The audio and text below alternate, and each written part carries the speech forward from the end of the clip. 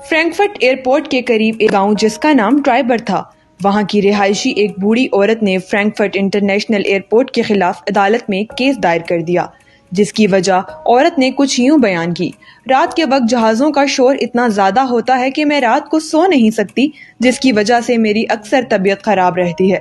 عدالت میں جج نے اس بوڑھی عورت کی پوری بات سننے کے بعد عورت سے پوچھا کہ آپ اب کیا چاہتی ہیں؟ اس شور کے عوض آپ ایئرپورٹ سے کچھ معاوضہ حاصل کرنا چاہتی ہیں یا ایئرپورٹ سے دور ایک عدد گھر حاصل کرنا چاہتی ہیں؟ عورت نے جواب میں کچھ یوں کہا: میں یہاں اپنے ذاتی گھر میں رہتی ہوں اور عرصہ دراز سے یہاں زندگی گزار رہی ہوں۔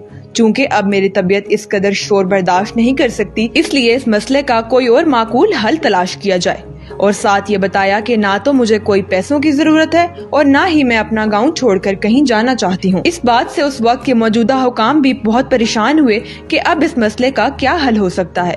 نہ تو عورت یہاں سے جانا چاہتی ہے اور نہ اتنے بڑے ایئرپورٹ کو کہیں اور منتقل کیا جا سکتا ہے۔ ایئرپورٹ حکام نے عورت کو اپنے کیس سے پیچھے ہٹ جانے کے لیے بے شمار فرمائش پیش کی، ایئرپورٹ سے دور اعلیٰ شان گھر کی فرمائش کی اور ساتھ بڑی رقم دینے کی فرمائش بھی کی، لیکن وہ بوڑھی عورت اپنے فیصلے سے پیچھے ہٹنے کا نام نہیں لے رہی تھی۔ آخرکار تھک کر جج نے کہا: اگر ہم آپ کی نیند کی ٹائم کو مینج کر لیں، مطلب رات کا ایک مخصوص ٹائم جب آپ سو رہی ہوں، تب ایئرپورٹ پہ کوئی فلائٹ نہیں اترے گی، کیا آپ کو یہ فیصلہ منظور ہے؟ جس سے وہ عورت مطمئن ہو گئی اور تب سے لے کر آج تک فرینکفرٹ انٹرنیشنل ایئرپورٹ پر رات 12 بجے سے لے کر صبح 5 بجے تک کوئی فلائٹس آپریٹ نہیں ہوتی۔ یہ ہے وہ عزت، وہ مقام، وہ انصاف جو جرمنی اپنے عوام کو ٹیکس پیئر لوگوں کو دیتا ہے۔ یہاں ہر انسان کے حقوق برابر ہیں اور ہر ایک کے لیے انصاف کا معیار یکساں ہے۔ کیا ہم بھی کبھی اس قسم کا مقام حاصل کر سکیں گے؟